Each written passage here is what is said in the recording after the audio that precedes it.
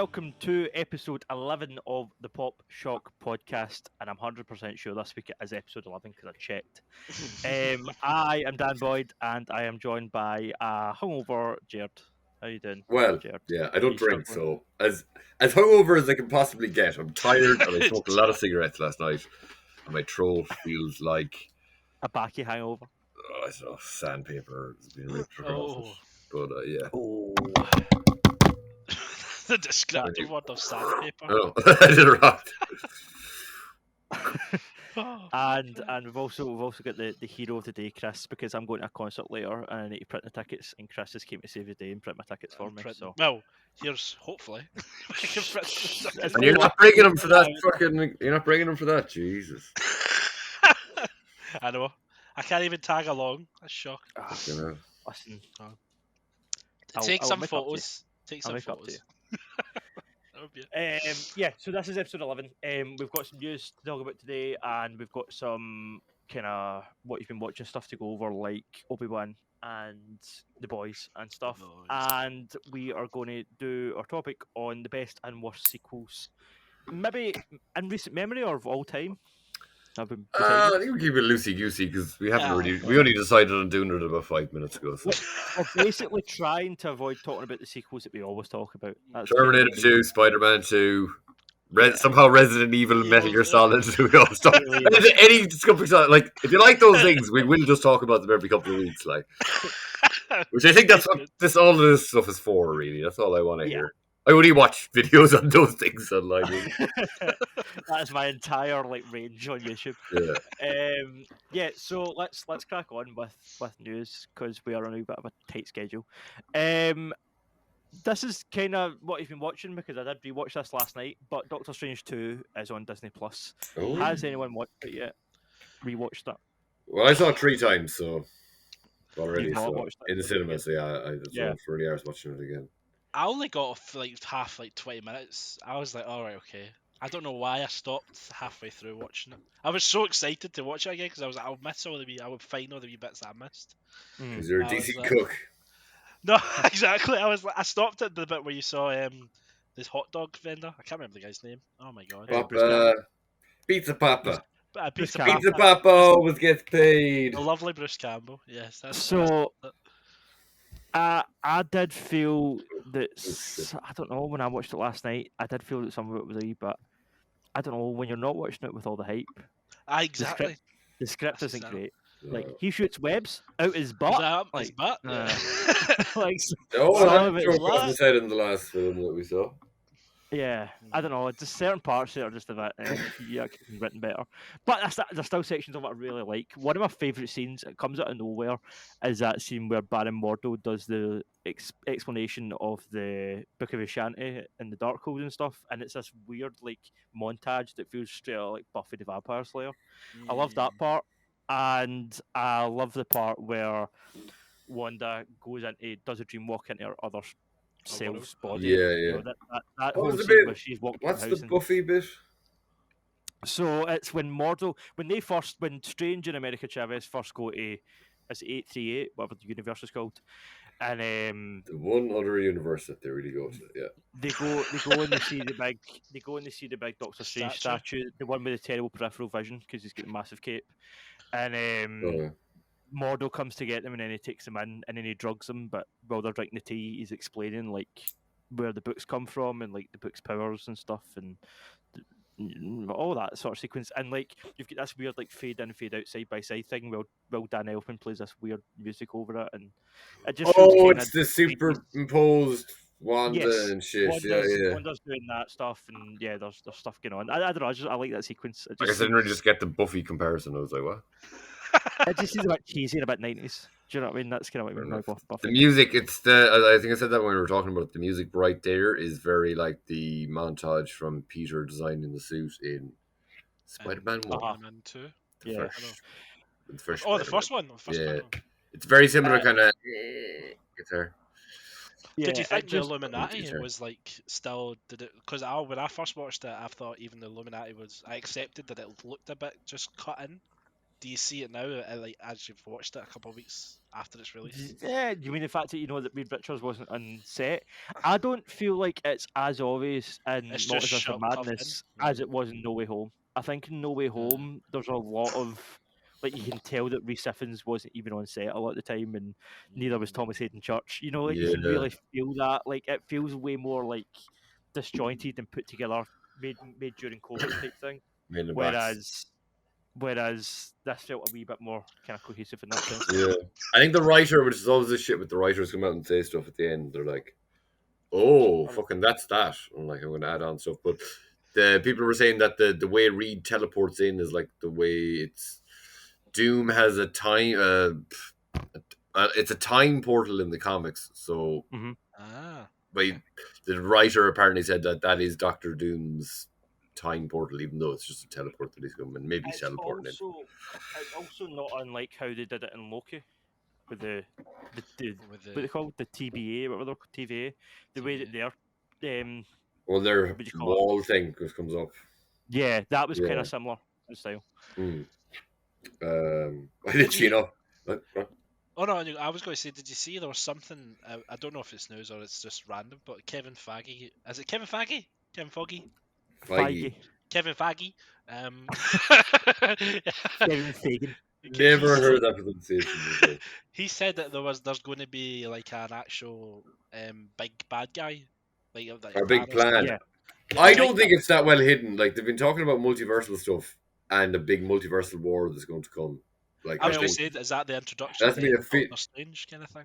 Like is that? Well, that kind of comes from Loki. Like Loki, they were saying that like Kang or not Kang shows up and he's like, "Oh yeah, this multiversal war." I don't like.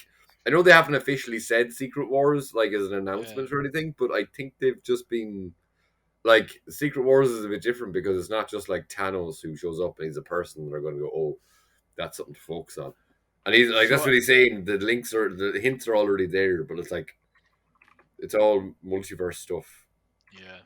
It was confirmed earlier that Marvel will be making an appearance at San Diego Comic-Con, and it's at Hall H, whatever they call it. So, big rumours that they're going to come in and announce something. You know, ergo the next thing that they're doing, like the next phase, kind of big villain, yeah. Because it does feel a bit aimless at the minute. I think the MCU. I think they need something to gear towards, so it'll be good to know what that actually is. Because like, do you think Thor, like Gore, is it not Thor? It's like the Gore villain. Do you think he's just going to be Thor's villain? Is he only Thor's villain? I'm not really 100%. I thought he might have been. To my knowledge, I think he finishes. He is a Thor villain, yes, but I don't know. I'm so sick of villains just going for one movie and then dying. Dying. Like, I don't know that he'd survive outside of that Thor comic book run though. Like his only thing is killing gods, so. I don't think he'd be too pushed with anyone who's not a god. But yeah, so it's next month, Comic-Con, so we should get some announcements then, and hopefully. And it's D23 coming up because I think Marvel kind of just gave up on fucking announcing shit at Hall H or Comic-Con. Maybe they're coming back. They did a few years ago. But that's what I'm saying. This is like their big return. They've announced this as like we are returning to SD. Comic-Con. What do you call it? SD Comic-Con. Yeah. So the fact that they've made like this big announcement and there's like press releases and stuff would suggest that they're going to like a new slate. How much have we got in the slate now left? That's announced. Oh, I don't know. I don't even keep up anymore. Black Panther, She-Hulk. How far are we in Phase 4? Like a year? Yeah, 2 years. 2 years. Pandemic was start of Phase 4. Infinity War was the end of Phase 4. That was 2019 or Endgame 2019. 2002. So yeah, 2000. Well, we're a bit past 2000, but 2020, 2021, 2023. It's fucking 3 years. Jeez, are we 3 years in the pandemic? No. Yes. Yeah. 2.5. Yeah. Mental. So we're like 3.5 years, 2.5 years into Phase 4. Then in that case, if not a little bit more, was Far From Home a part of Phase 4? It was the tail end of Phase 4. No, Far From Home was the first Phase 4 film. Yeah. Oh, really? No, sorry. Shang-Chi? No, that was the last. Because I was the epilogue. It should have been Endgame, but it wasn't. It was Spider-Man. Spider-Man was still in Phase 3. Yeah, so we're 2.5 years into Phase 4. We've only got What was the next one after Spider-Man? Was it Black Widow? Aye. maybe Was film, that? yeah, but then we got Yeah. that was pushed Yeah, back TV again. But stuff, One we got the Division shit. four. We got like 4 TV series, 4 entries into the MCU. So then we've Black Panther, So, Ant-Man, Thor, Guardians 3. Guardians 3. Blade, apparently. I don't know that in this Phase 4. They just because they did just the last time they said any kind of announcement was we have to talk about the mutants. That's like fucking 3 years Yeah. ago now. So they haven't actually Let's said talk anything. about the mutants. I know it's. And then I don't know, do they really fit the TV? I guess they do, but it kind of feels like the TV shows aren't as connected to phases as the films are. But I mean, they must be like, but I don't think they really, when they go, they are. But then we've like She-Hulk to come. but They've like announced Moon Knight felt very disjointed from the main MCU. Yeah. It didn't feel like it affected That was its anything. own little thing. Yeah. Then She-Hulk. That's it. Fuck else.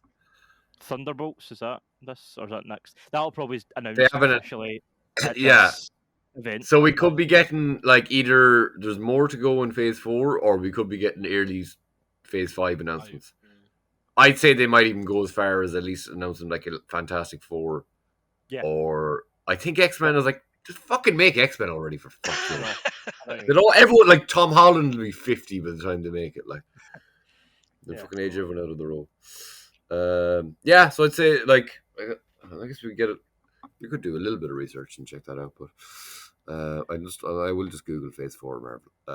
But yeah, I don't think we even if they add more to Phase 4, which I think they're known to do, they don't always announce the full phase.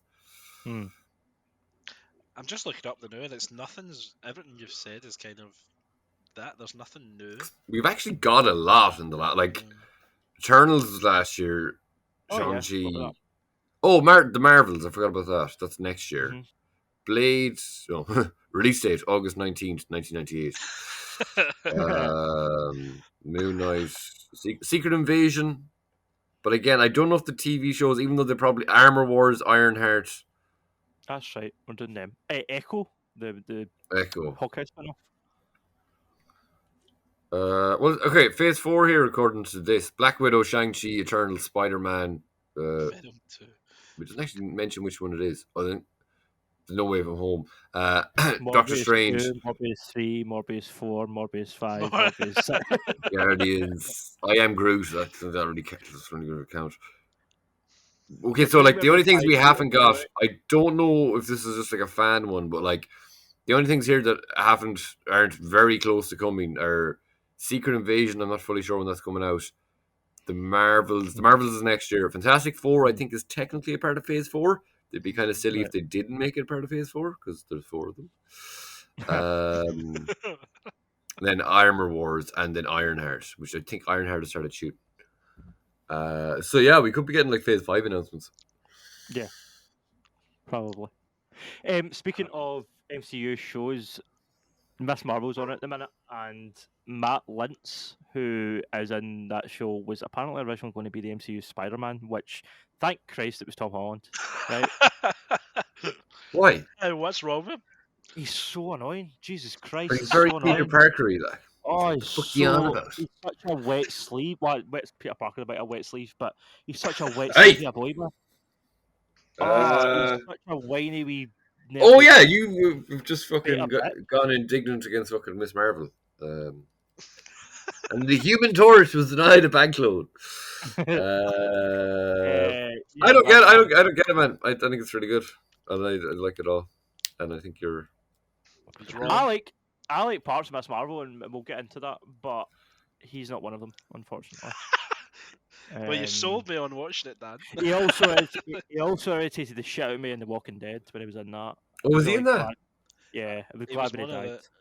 He sold him out to one of the other groups, and he seems like that kind of guy in real life, that would sell you out to another group just to save himself. Just to not get money. a fan. Yeah, smug wee punchable face that he's got. Anyway, I'm just glad it's Tom Holland. No. So, Well, yeah. there's another piece of Marvel news, but like we were saying, it doesn't really sound very legit. Chris Hemsworth mentioned in passing in an interview that he wants to be Thor in Deadpool 3 just to piss off Hugh Jackman. Well, that would be funny. I don't think this is actually anything. I think this is just dumb comment. I watched the interview from it's absolute just him awkwardly trying to make jokes. Right. It was just it wasn't. It literally wasn't anything. The interviewer was just Ali Plum, who normally does good interviews and kind of he does the BBC fun British with guy, huh? the British guy on like BBC and stuff. Yeah. I thought it was so funny. I watched the X amount of his videos on YouTube. I know I said it like that. But I was convinced. I thought his name was Kevin McCarthy because there's an American guy who I think they've even joked about on social media that they kind of look alike. So I was convinced I was following him for like 2 years on Instagram, and then I was like, "Oh, right, it's not his name at all. Right, it's a different fella." But yeah, normally he's quite good with guests. But like, look, it happens. There are people that can't be on fire all the time. They're doing fucking 50 interviews a day, and I think even when they interviewed him, he didn't have anything. He hadn't even seen the trailer at that point. They did, for whatever reason, they did the interview months back. Right. Yeah, it was just an awkward guy. He was kind of just going, "Oh, you've been tour for 11 years. Hugh Jackman is blah blah blah. Oh, but what if Hugh Jackman's in Deadpool 3? He's like, oh, I'll be in Deadpool 3. I'll be That's not a bad Hemsworth. I'd like to think I have a similar shaped face to him, but maybe not the handsome side of it, just in a very rough.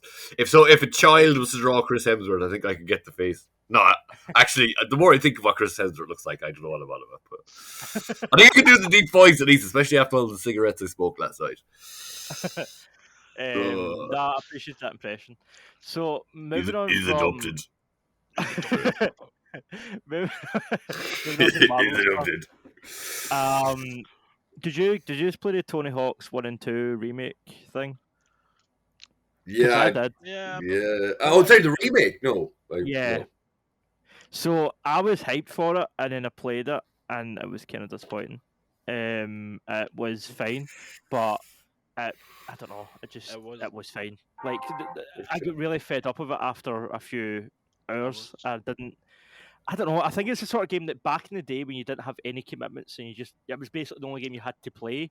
You got hours of fun out of it. But see nowadays when there's so many other titles, there's other distractions. You've got like you're working full time. You've got stuff to do. Other like, responsibilities. It's like am I going to waste? Like, I've only got a couple hours a day. Am I going to waste it playing the Tony Hawk's remake? Like that was kind of my take on it. It wasn't good enough to sort of keep me hooked.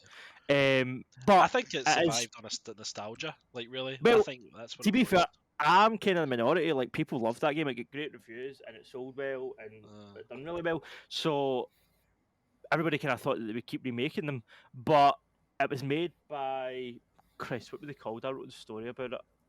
Sorry, I've got a dog hugging my arm down here, so I can't really move. It better not be the same people that done fucking GTA, because if it is, that's the bad track Was records. Is it Vicarious? I think it's Vicarious Visions. It is. I don't even need to look up. It's Vicarious Visions. If I'm wrong, tell me in the comments. But I'm pretty sure it's Vicarious Visions. So they were acquired by Blizzard, because remember the Activision Blizzard Microsoft deal. It was all kind of spur on for that moment. Vicarious Visions were an Activision studio, but they're now basically making Overwatch 2 DLC skins.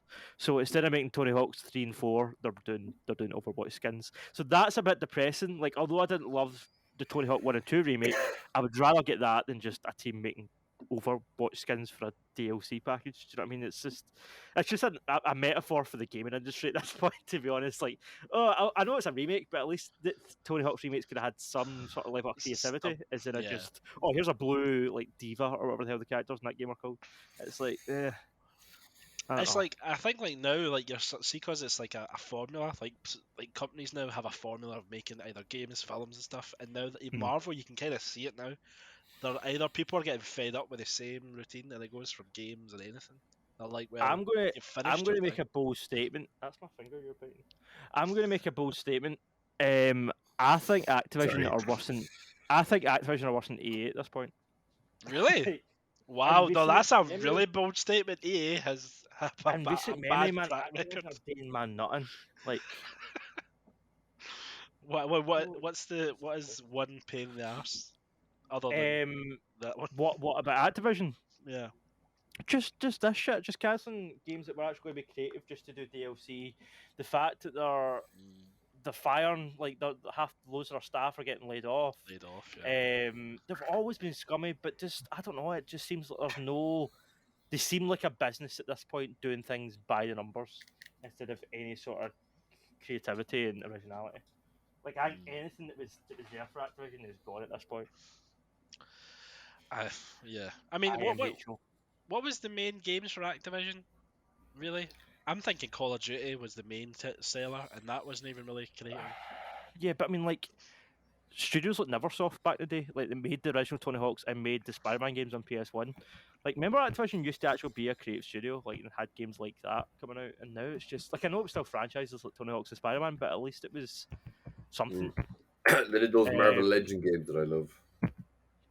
I don't know. I just think of late, just some of their business practices are just scummy. Also, there's the whole sexual harassment lawsuit that's still going on, still hasn't been sorted. Oh, has that not been sorted yet?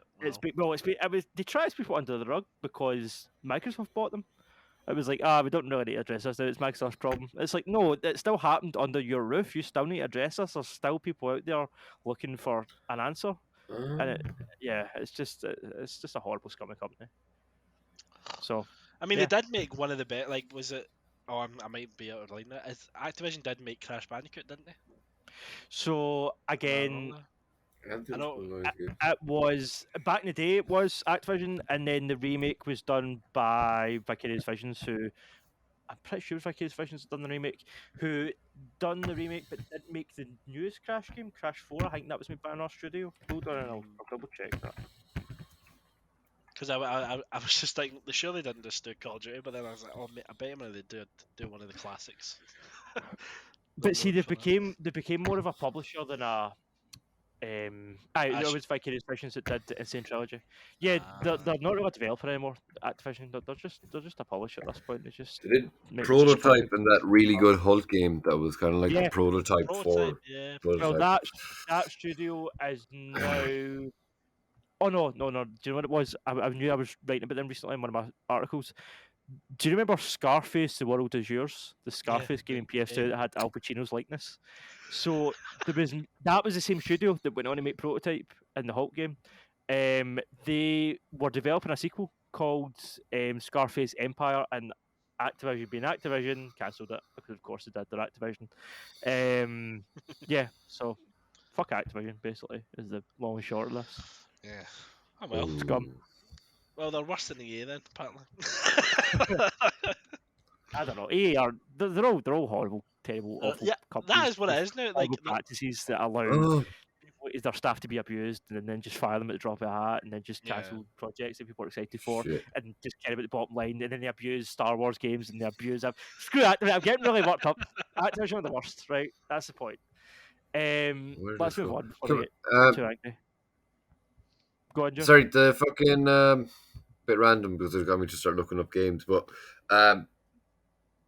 with American versions of PS2 games, I can't play them on a UK based PS2, can I? There's limits on that, isn't there? It's like PAL or NCT or something. So on PS3, I remember that you could play games from anywhere, I think, that weren't region locked.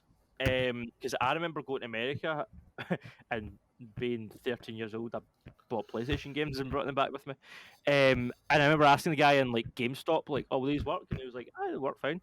And at first I didn't really believe him, but no, they did. I remember them playing fine. And then I traded them because back in the day I know it used to trade in games and stuff. I traded them into a British game shop and accepted them. So on PS3, I'm pretty sure it was ubiquitous, but I know on PS4 and PS5 it's all region locked.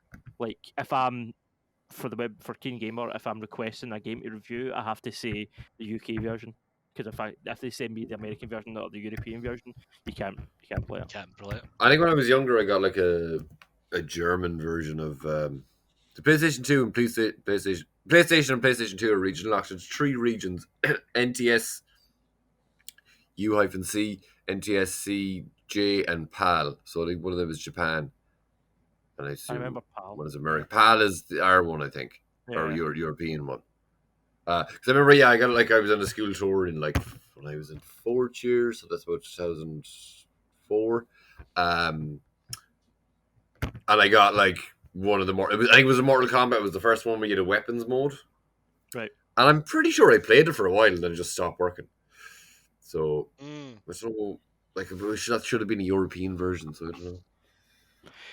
So, last piece of news is pertaining to John Williams, who is one of the most iconic Amazing. musical minds in film. John Williams is 90 years old, and I think he's earned his retirement, to be honest. He is saying that he's not totally done with music, but he's done with making music for films, and he's saying that Indiana Jones 5 will possibly be his last film score. So I think it's the Indiana era, because you consider any of the kind of iconic scores of the last 50 years and it's all him. Do you know what I mean? Like Jurassic Park, Star Wars, like Indiana Jones, there's just Jaws. Like there's so many that it's insane. I mean, Yeah. I heard when he was supposed to be like composing new music for the Vader series, like the Vader series, the Obi-Wan Kenobi series. I didn't really think, I was like, all right, okay, maybe it is time for him to go. I know that sounds awful, but like I was like, it's not really anything that's like sparking. He didn't do But the he music is for 9. Obi-Wan. Oh, did he not? Was he like? No, Like, so... he was. You're right, Chris. I'm pretty sure they said that he was going to, and then something happened. I don't know if it was scheduling conflicts or what it was, but he ended up not doing it, and it was basically somebody trying to be John Williams that ended up doing it. Aye, that's what I felt like. I was, but Yeah. to give him the benefit of the doubt, he's fucking 90. You know, Yeah. he's done like a great career. He's basically brought up my childhood. Hold on a minute. I may be talking. No, hold on. I may be talking shite because there is one here. John Williams, Obi-Wan. The song's called. So He may have done one. yeah, I score. think it was Obi-Wan. I want to clarify this.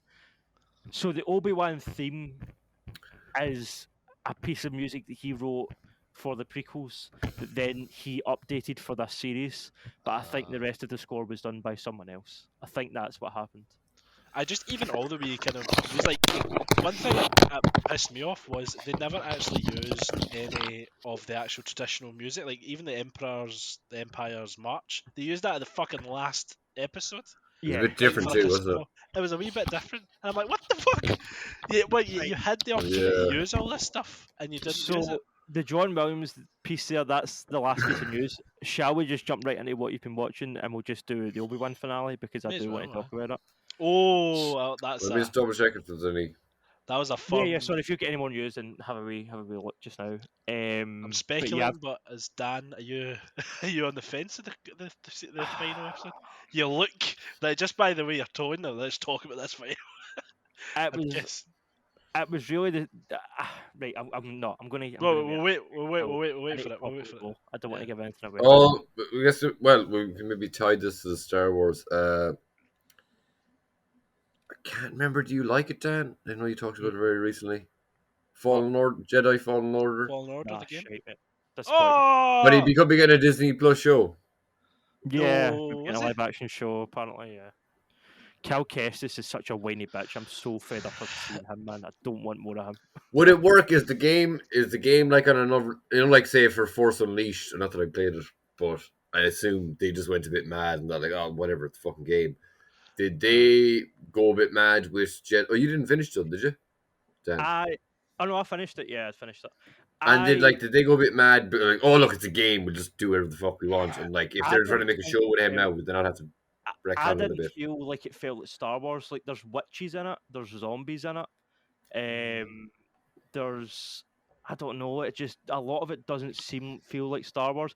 The whole I don't know. Just I hated the character that was like Cal Kestis' master, and he was like the big troll thing. I hated him. So glad when he died. The game he was only in it for a short period of time. I know, he was the worst. The game and the crew that you went about with, like, see that woman that was in the ship that was just a pure do face. Oh, they were no, you can't do that. Can't do that. Oh my god! And then Cal would just whine about stuff like, why do I need to be a Jedi? I hated them all. I hated every character in it. I didn't think the moment-to-moment gameplay wasn't fun because you never felt powerful.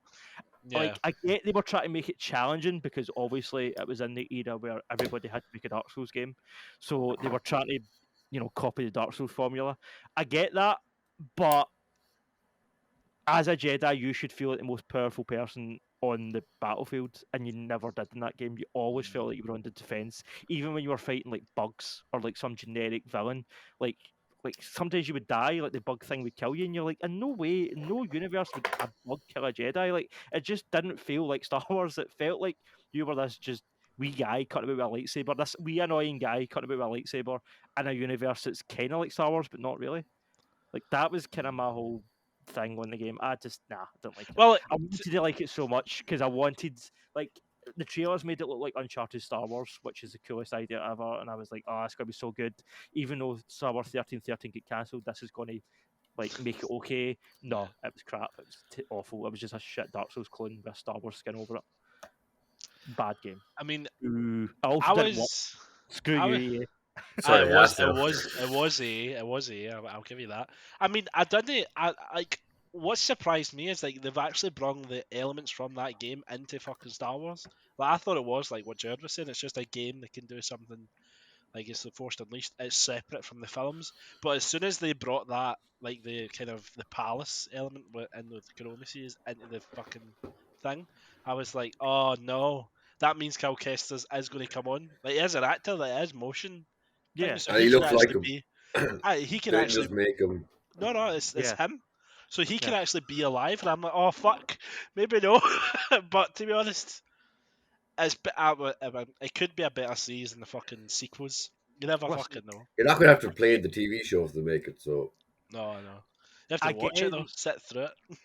again, like Tony Hawk's, I'm in the minority. Like people loved Fallen Order. I just didn't enjoy it. It just wasn't for me. So maybe people want this. Maybe people do like Cal Kestis. Maybe people like broken Star Wars games. I don't know. It just wasn't for me. But Kenobi, let's get into Kenobi. We were talking earlier briefly about the score. So see that last fight. Well, I'm just going to cut to the chase because that was the best part of the episode, right? Was the fight between spoilers.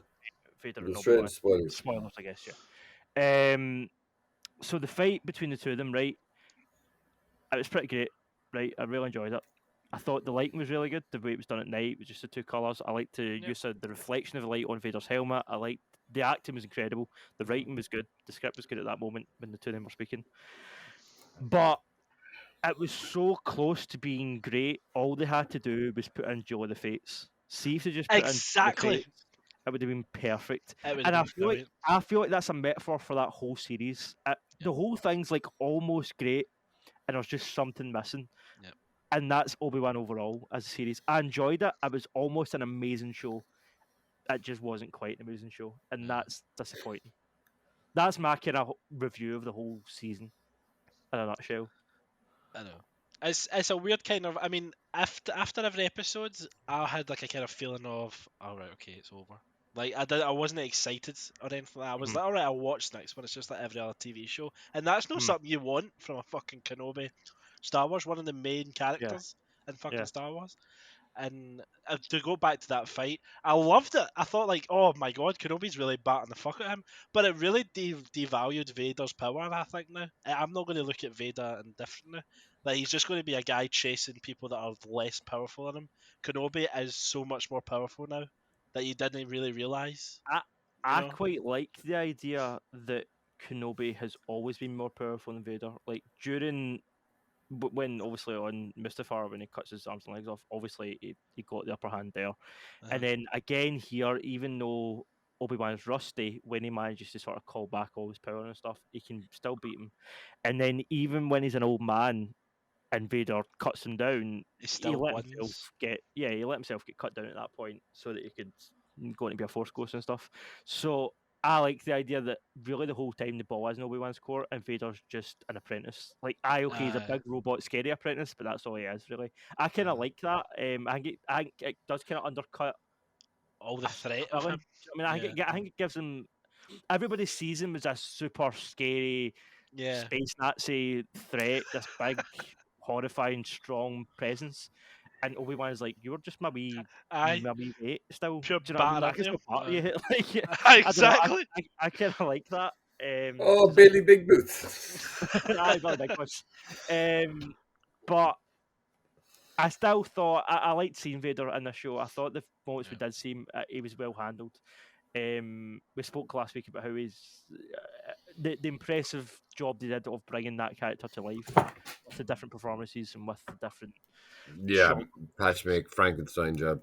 Yeah, I give him props for that, and he feels consistent. Like Vader does kind of have I guess, an arc, and they've managed to also tie in some of the things that obviously from A New Hope maybe weren't ironed out properly at the time because they were just kind of making it as they went and they didn't have this whole universe planned. And now, like the fact that Obi-Wan calls Vader Darth during that first movie as if that's his name, in hindsight, it's weird because Darth's a title, but at the end of this fight, he says goodbye, Darth. So it's as if he's refusing to call him Anakin at that point, and he's calling him Yeah. Darth. It's, almost to say like I don't know, like his new title is like derogatory. Do you know what I mean? Like, oh, you're just a Darth. So yeah, they've kind of patched up some of the holes of the original trilogy, I guess, which is, I guess, good. But this show, I know everybody wanted a Kenobi show, myself included, but really it had to justify its existence. That was its biggest thing. Is this just Disney Plus making money off a popular franchise, or is this like a important part of Star Wars as a whole? And I don't know. I feel like to some extent, like, don't get me wrong, I feel like if you're a Star Wars fan, you do have to watch at least this most recent episode. But did they justify bringing Hayden Christensen and Hugh McGregor and Jimmy Smits and Joe Edgerton, bringing all of the people back to make this show? It just feels like if they maybe did more episodes, or if they do another season, it might feel more worthwhile. But just for these 6 episodes, 4 of which are just okay, the first and the last episodes were pretty good. Is that worth bringing all these people back and digging up like dead characters, basically, like Obi-Wan and Darth Vader and Qui-Gon, Baru? And, like, is it worth and Owen Lars? Like, is it worth doing all that? I still don't feel convinced that it was worth it. Yeah. I feel like this was just a Disney cash grab at the end of the day, and that's kind of sad. Well, it was wanted for a long time. It was always talk of it. People did want it, yeah. It was an easy win. I think it was an easy goal for Disney. It was like an open goal. It was like, people want this. We can make a shit ton of money. Let's do it. Do you know what I mean? just think if the like, I know it's hard to know how something's going to be received, but like, and like, I don't know, like if they can make like I can't even remember the first episode, but the last episode for me was quite good, and like I've seen a lot of negativity towards it, but like, and from some people say on YouTube who I normally wouldn't see that much negativity from, but they're probably more Star Wars fans. I normally don't give a fuck about Star Wars. Prior to this, and I still Mandalorian season 1 is probably my favorite Star Wars thing, by quite a while. Season 2 as well. Yeah, but just in general, like I don't have as strong of an idea of season 2, but yeah, generally Mandalorian that's done really well. Yeah. But like I might have mentioned this before. Like these are kind of the flagship characters. Spend more time on the script. Like, yeah, I know it's kind of hard to perceive when something's good until the audience sees it, but pay people to be an audience and fucking spend a bit of time on it. Don't have, of all shows, don't have like just, that episode's kind of shit, doesn't really make sense, or whatever. Spend time. If it's not working, go back and reshoot it. Go back. Like, it's one thing to get it out, and I'm sure there's a budget and stuff, but this is the most important legacy that you have for the show. If you can do a Mandalorian, and now look, there's different directors and stuff, but again, it's just like, seems to be this thing with Star Wars, which is my issue when I tried to rewatch the originals, like in my mid-20s, with a friend who really likes them. I didn't want to watch The Empire Strikes Back because I just hated the fucking writing and action in the first one. But then it's just like, oh, it's Star Wars, it's supposed to have bad writing and acting. It's like, what the fuck is that like? You just something's just really well designed and like that is shit other than that, like. So fuck you, Star Wars. It's a good realistic approach, Jerd. That's it. I kind of, honestly, I liked the last episode, and even like some of the other episodes. The one where people were moaning about the when he's rescuing Leia from the ship or whatever the fuck it was, when he uses the Force in the water. Like, I kind of like that episode. Apart from that water bit, that was a bit stupid, but I quite like that episode until then I heard people bitching about it afterwards, and I was like, all right. But yeah, just some of the And I'm like, oh, well, it didn't have a great budget. Why the fuck doesn't it have a great budget? It has one of your biggest Yes. stars Yeah. connected to the fucking. Yes. Hugh McGregor is like look, the prequels have obviously got a lot of the lovers came back for them, but he's still one of the biggest cast names associated with the franchise. Why doesn't it have the highest budget? Like, Yeah. doesn't make any Yes. sense. Like, It does seem especially for strange. something that's more like Mando can be done more with practical stuff and blah blah blah to a degree. Like, but like there's the volume and he doesn't have the force. Like, so I don't know. Why can't you just spend more time with it? Like, just There's like wee silly things that I think it could be so much better if it was turned into a movie. I know that's probably in hindsight you're probably thinking you could trim all the fat of the last couple of episodes and things. But like if it was into a movie, then I think it would be so much better because even I give her the director. I think it's Deborah Chow. Deborah Chow. Deborah Chow. Chow. She directed The Eternals, isn't it? I like you can see there With is Roman like a Lands. complete Chloe Zhao. narrative. There is like a kind of That- continue. The Eternals vision. director's Chloe Zhao. Oh. Different person. Chloe Zhao. Oh, fuck. Deborah Chow. Yeah, sorry, Chris. Deborah Chow worked for That's Mandalorian. Aye, exactly. That's what gave her kind of rise, wasn't it? Mhm. So like Rise of the Chow. rouse of the chat. But you can see, like in the Mandalorian, you can see there's different styles in every episode because it's directed by a different director. This one, you have to give her props. It's continuously the same kind of feel, I would say, and the vision for it. So she done well. I think she could do that better in a film, and like she could actually work with the script. I don't know if she's got an input in the script, but she could have definitely made a better Kenobi thing if it was a film. And then it does nip that in the bud though, because now they've got an element of we can do more shows now. They've Kenobi's put the Darth bit, so now they can extend that. They fight more times now, blah blah blah. And now because Obi-Wan Kenobi's older, he knows he has to do these things. So they could make like 5 series where he fucking fights him constantly, And it's like, oh well, that's not what I wanted to see. Like, that's the thing about this. I feel like they've kind of put themselves in a bit of difficult position because what you're saying about the movie, I get you because you could trim a lot of the fat out of the series, but at the same time, there's so much I feel like that felt condensed and rushed that they could have more to explore. Whether that's through another season or whether that's through doing a longer season, I sort of feel like at this point. You had your first episode right where you can establish where Obi-Wan is at this point in the timeline, right? That was fine. And Hello then there. four episodes where he basically just ran about after Leia, and they felt kind of rushed and some time was wasted. And then a really good final episode where this fight feels like it should be the last time they two see each other before A New Hope. Like I feel like if they do meet again before then, and if they do a season 2 or something, it would cheapen that last episode. So it's like they've done the really good finale too early. Like, see if they didn't do that last episode as well, and that was how season 2 ended, and then that was the whole Obi-Wan story. You can fuck Darth Maul again. Yeah, do Darth Maul. Oh, does this show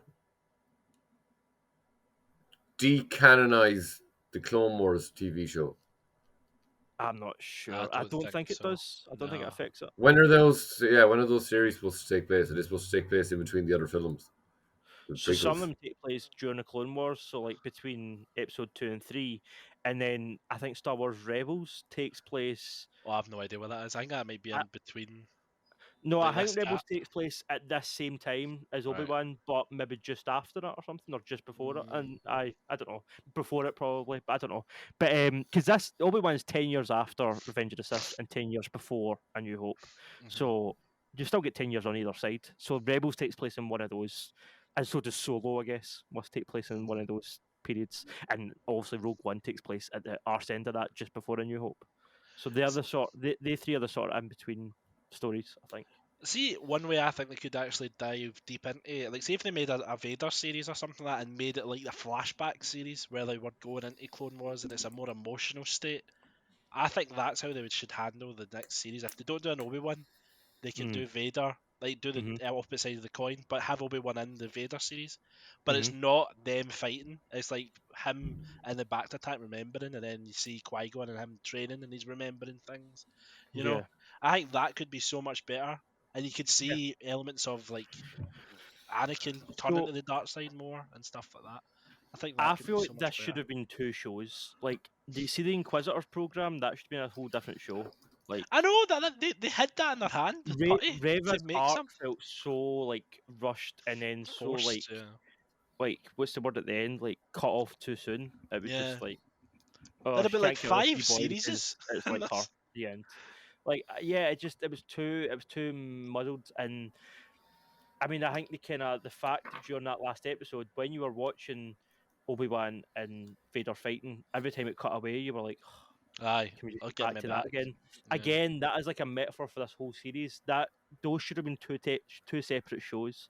They could have spent more time, like you're saying, Chris, back to tank scenes where Obi-Wan's thinking back. I really think they rushed the revelation that Vader's alive. Yeah, that was kind of. Obi-Wan just kind of accepts it and moves on within like 5 minutes. Like they should have that should have been like a whole episode. Do you know what I mean? And it should have had like him having conversations with people and having flashbacks and like, and then scenes of Vader and his like weird tank with his Bump. suit off and his burns and stuff, and him thinking back, and you could maybe had that Natalie Portman cameo, like a Aye, flashback to all that Academy, or stuff. like All that I don't stuff. know. There's so much there that they could have done that they just didn't, and instead they threw in all this Inquisitor stuff. It was almost as if they just did that to bulk it out. Mm. It should have been its own story. They And should the have been Inquisitors could have been like, just kill them all, like, have them fight the Inquisitors first, then maybe season 2. Like, if they really wanted to stretch it out, which probably they weren't intended to, but Inquisitors season 1, Darth Maul season 2, Darth Vader season 3. yeah, And that's like, you'd nearly be very close to, well, maybe you wouldn't be that close to Star Wars, because what? Is this supposed to be 10 years before Star Wars? yes, More, 10 years before New fifth Hope. one, yeah. So, what's Luke supposed to be in the originals? Like 18, 17, 18? 20, just under Yeah. 20, I think. 19 Oh, maybe. right, yeah. So, like, But, 'cause but like 3 seasons. They could do 3 seasons and like cut it off. Then you're like 5 years away from. Yeah. Because like I'm sure, like I know in Rebels, spoilers, the cartoon, like Obi-Wan does kill Darth Maul finally. Mm-hmm. So Yep.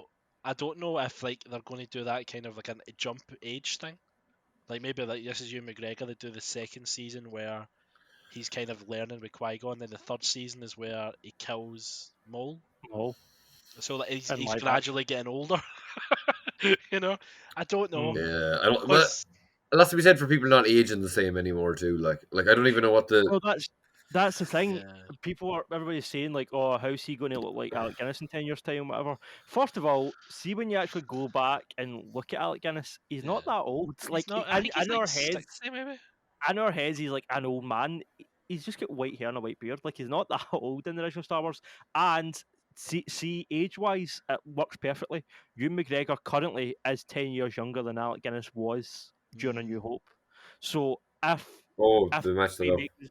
after what a remake A New Hope in 10 years' time, Ewan McGregor would be the perfect age to play Obi-Wan at that point. So it does line up. Do you know what I mean? It does make sense. Yeah, It but just, people Ewan also McGregor don't. just aged very well. That's the problem. And he's incredible. Yeah, like Alec Guinness is more of a character actor. Hugh McGregor is like a bit of a heartthrob, like so. Yeah. It's hard to. And then like people don't age the same way they used to. Like Yeah, technology, that was the everything, 70s exercise, stuff. diet, everything's better. Like yeah. Mm-hmm. Hello there. Yeah, that was really good. I didn't expect that. Obi-Wan was it was so close to being gay. It was a shame it wasn't. Basically, that's my main takeaway. So I hope they do more, but I hope they he's- don't do. I hope they don't take away from that last episode. Like you're saying, Chris, maybe a Vader series or something would be a good way So around are that. you looking for in the second one, or are you just happy if it was to end? Like, see if No, you I want more. No, I feel like the fact that they've brought all these actors back and they were all really like they all did a good job. Hayden Christensen and Ewan McGregor, he did a Edgerton, great they all did a great job in this series. I don't feel like they did enough with them to justify bringing them all back. I think you've got good actors, you've got a great cast that are all willing to passionate about this stuff. Do more of it. Do you know what I mean? Yeah. That's kind of where I'm at with it. Hopefully they give more money, as Jerd was Get saying. better Like, get more money. The sports Just types are fucking right. Because like no one's fucking, especially something like this. It's outside of canon. It's not like Marvel where it's everything's in the same continuity. It's on track. And like some Marvel stuff obviously is different. It's the same continuity, but it's not connected. Like Moon Knight. No one was fucking like they were talking about this for years. They could brought it out at any time.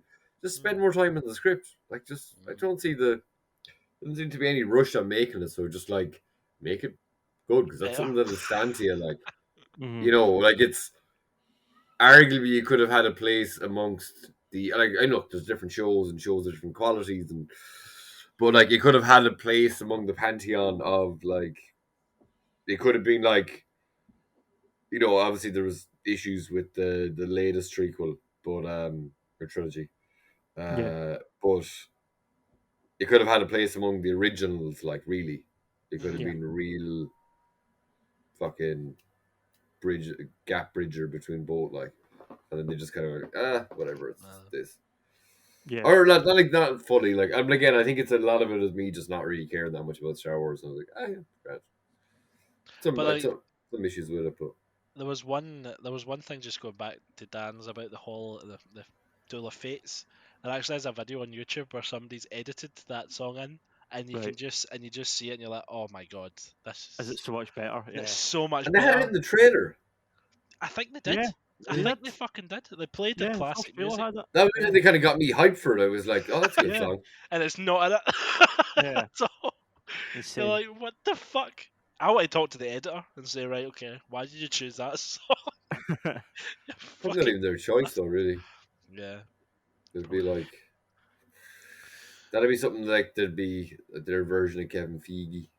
Give baggy. Right, let's Moving on to our slowly topic. run out of time. Let's move on to the boys. Did you Boys. watch the last episode of that? Well, should we save this because Chris isn't up to date actually? No. Spoil it. I'm happy. It's been I've been 4 years or something out of it. So I'm on just yous saying go. because I just wanted to say this episode I got really hyped up as being like gross and inappropriate for any audience and hide your kids and all that part. And it was kind of gross and it was a bit graphic, but for the boys, it really I was expecting way worse. Yeah, Really? well, like I think last week we talked about so Hero-gasm was the episode. I think I actually have the issue for Free Comic Book Day. They actually released the Hero-gasm episode. Released the Hero-gasm. So in my head, I think I might have been fucking dust. I think I was mixing it up with a different comic altogether, like fucking The Authority or something. I just remember some episode of something or issue of something where the team have to go up against fuckloads of different kind of parody soups. But I think that I don't even think it's the boys. I think it's like The Authority. But I just assumed because there were so many superheroes that it was Hero-gasm. So actual Hero-gasm is what they released for Free Comic Book Day. Right. And like just skimming through it here, like there's a bit I won't maybe don't show any of it. Are they all writing like a big thing fella? Yeah, there. Okay, so yeah, this is a little bit. They show what their comic was more, like gimmicky or whatever. But like, it's the boys. We've seen naked people in the boys. We're just seeing more of them in this. Yeah. What they did with the first episode of this season was way more graphic than what was in this episode. Yeah, they're never topping that. I don't think. Yeah. But it was a like- good episode. It was a solid episode. The fight between Butcher and Homelander was really good. I don't want to spoil it for Chris going into detail, but that was a good scene. And there was loads of good moments. The piss take at the start of Gal Gadot doing Imagine. That was phenomenal. That was unreal. That's what I messaged the group really chat good. about. I was like, that was fucking hilarious. Really good. That was so funny. And then I wasn't sure. I was like, was it Elizabeth Banks in the original? I kind of thought she was, but no. I think it's Kirsten Wiig, the connection I was thinking of. Wearing the hat stuff, right? That was great. That was really good. Oh, and I guess it's slight. Well, Chris, you'll probably forget by the time you watch it, but the cameo I was on about a week or two ago wasn't Seth Rogen. It was. Who was it? Because I was actually going to message you and ask you who was it. Who the legend. Who? Remember the legend from like 2 weeks ago or last week's episode? The guy with the glasses. I don't know how you don't know who I'm talking about. The guy who used to work with the soups in the 80s and he's just doing coke in his office. Oh, Paul Reiser. Yeah. All right. Okay. I thought that was really against typecasting. Yeah, I guess. Yeah. Apparently, he's a bit of a prime feature because he's in like he's doing some other Prime show, so that's why he's like a part of the Right. furniture there now. Or something. Right. But like, yeah, I just thought it was Well, really he's good in- casting. And he's in the Stranger Things recently too. huh?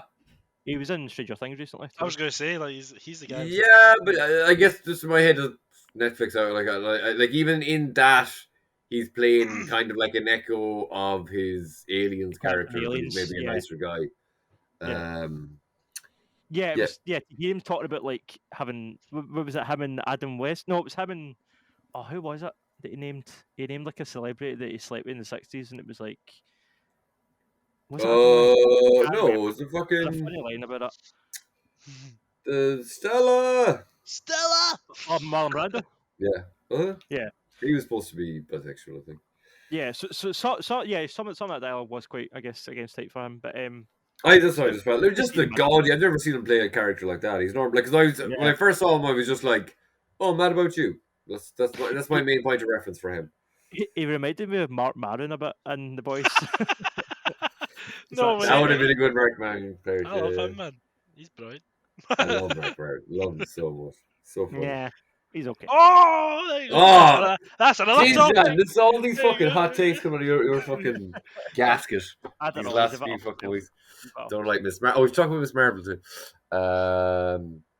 Yeah, so I guess because at this point I don't know where they're really going to go, because without getting too much into it, I don't know if Butcher has a link to Compound V anymore, and that's going to wear off, and where they're going to be then. And I don't know how trustworthy Soldier Boy is to be. Like, he doesn't seem to be trustworthy at all. Only that, like, and again, it seems to be the kind of way in this, if there's any kind of badness in someone, like, I don't know where they're going to go next. And there was quite a big cliffhanger at the end of the last episode, which you don't have to name, especially, but if you've watched it, you'll know it. So yeah, I don't know where, like, how many seasons are they going to go for? Like, are we going to see a point in the show where Homelander's gone, they're still doing other stuff? Which I hope not. I'd like to think if they're going to finish Homelander, that's going to be the end of it. Yeah. Because if they don't want to, like, Breaking Bad, where it goes on for like 4 more seasons after fucking, or whatever, how long it was after Carlito Esposito was done with, like.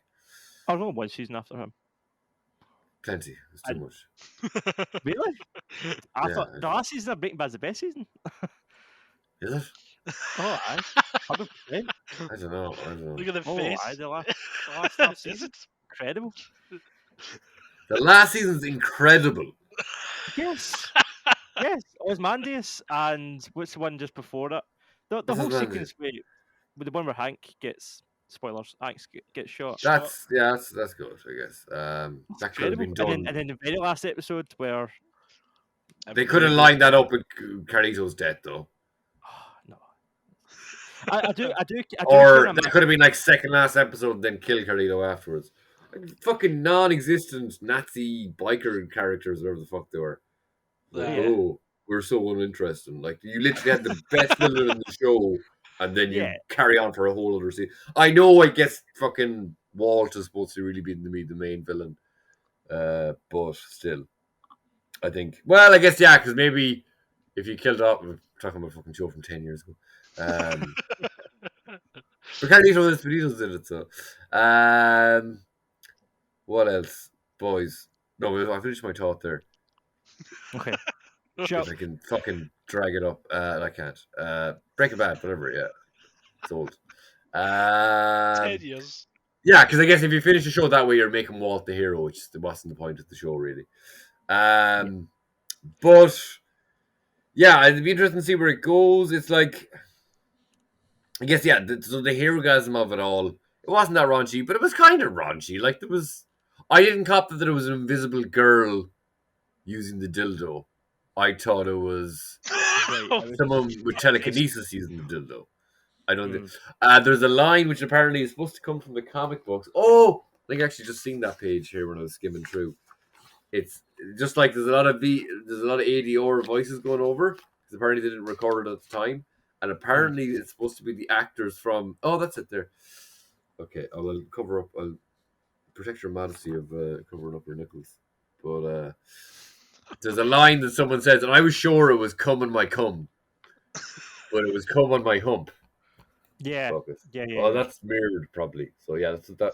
blue Yeah, shield they fucking used ladies. that. Yeah. It's Oh like, my god, I have no idea what I'm in for watching this show. oh, like a tour here with a dildo. Yeah, so I don't know. Like, it's how much can like it's they can't actually show porn. Like, so Yeah. Mother's Milk are covering a big shower of cum. So like, Yeah. What It is was this very going to be the Jackass 4. last? Is this going to be the last season? Do you think? No.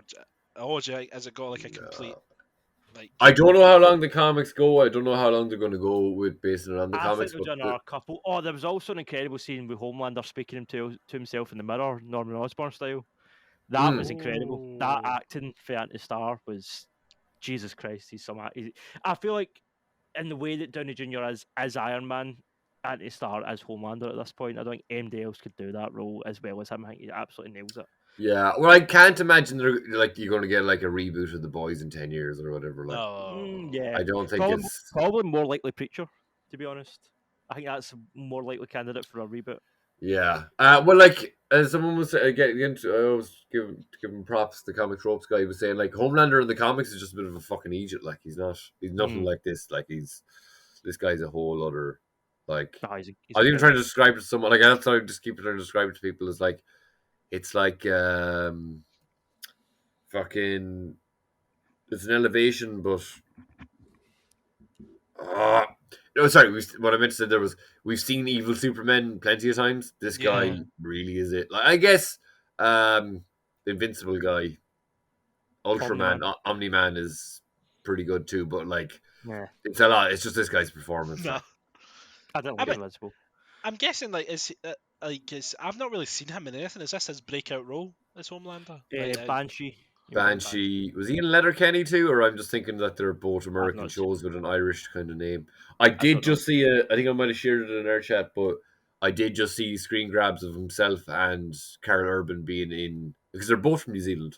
Yeah. All right. Or is maybe Is Carbon not Australian? No, he's New Zealand.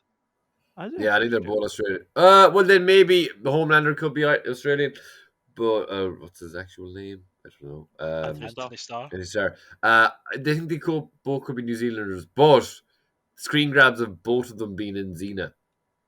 Right. Like so, especially I think we've seen younger Carl Urban, but to see young fucking Homelander was quite funny. He looks the exact same, but like, how could he play a normal person? And he is supposed to be a bit of. Have you watched Banshee? No, I watched the first episode and didn't really like it. I didn't stick with it. Is he a bad guy in that too? Yeah, he's a criminal that escapes prison. He goes to this town, accidentally kills the sheriff, but instead of, like reporting or whatever, the sheriff was retiring. It was like the sheriff's last day. He kills the sheriff, and there's might be a new sheriff coming. No, is that wrong? No, I think he kills a new sheriff. I think that's what it is. I think the old sheriff's retiring. This new sheriff's coming in to take over. He kills him, and then he pretends to be the new sheriff. That's basically the plot. That's the first episode anyway. He turns up and he's like, I'm the new sheriff, but he's not. He's a criminal and he's escaped from prison. So that's the kind of story. But look at here. He actually pure. Sorry. I don't think we're going to have time to do the topic today. Unfortunately, we will be back to talk about sequels another week. Wow, look at your Homelander. Oh my god. Nice hair, bro. Shut the fuck up, Xena. Very kind of Queen Maeve vibes. So, last thing we're going to cover, I think, is Miss Marvel. Chris isn't up to date. Jerd's really enjoying it. Dan is wrong. I'm up and down. Dan is hating it. I think so. We'll go over what you like about it, or we'll go over what I don't like about it, or how do you want to tackle it? I don't have much to say about it other than I like it a lot. I don't mean to say it like that. What was I going to say? I don't like about it. This is my non-hangover vibe. Anti-hangover. Some of the elements that I didn't enjoy in Spider-Man and the John Watts Spider-Man films are really amplified here, I think. Oh, really? Tonally, that was more the first episode. First episode, I was like, what is this? What am I watching? This is irritating with the emojis on the neon signs and shit. I was like, is this weird shit? But the second, they sort of lean out of that and it becomes more of a it feels more like an MCU show in the next few episodes. Okay. I feel like as a new hero, the actress that plays Miss Marvel feels like a character reading from a script. I know that it's her first kind of major acting job. She was an unknown before this, so I think Her fair enough. first acting job, and She's a young girl and she's carrying this whole show on her shoulders. Fair enough, but I feel like you really feel the difference in experience between her and the rest of the actors in the show. I think the guy that plays her brother and the two actors that play the parents are head and shoulders leagues above the girl playing Miss Marvel in terms of just her acting prowess. I just don't think she has the legitimacy, the authenticity that they have. She doesn't feel like a character with a detailed backstory. She feels like, oh, here's this quirky new character reading from a script. Like, it doesn't feel like a real person in the world. I don't think, and I feel bad because I don't know. Like I said, like she's doing her best and she's not doing a bad job. She could be way worse. But when you look at the kids, younger kids in Stranger Things who are better actors, it kind of makes you go like, well, there's no real excuse anymore.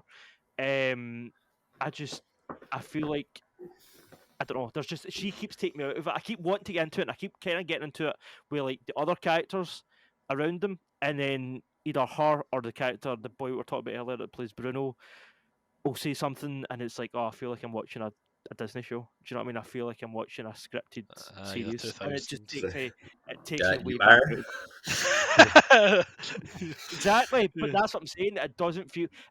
Everything else has a level of authenticity, and like you can tell the mum especially. I think she's a great actress. You can tell there's so much going on in that character's head. Things that she's not saying, things that she's holding back.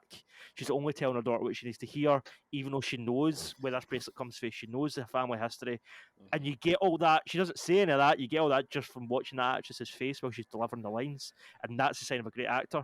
And then when the camera cuts to Kamala and she says something super kind of on the nose, super obvious, and it just there's a disconnect there, I think, and that keeps taking me out of it and reminding me that I'm watching a show. I don't know. I don't know. With that. I don't really see where you're coming from. But like, I don't like it. From what I hear too, you seem to be in the vast minority. Apart from, of course, the them kind of guys. But I don't see. I honestly just don't see it. Like I think she's incredibly charming. I'm surprised, very surprised. I think she is. And look, like Moon Knight, kind of whatever.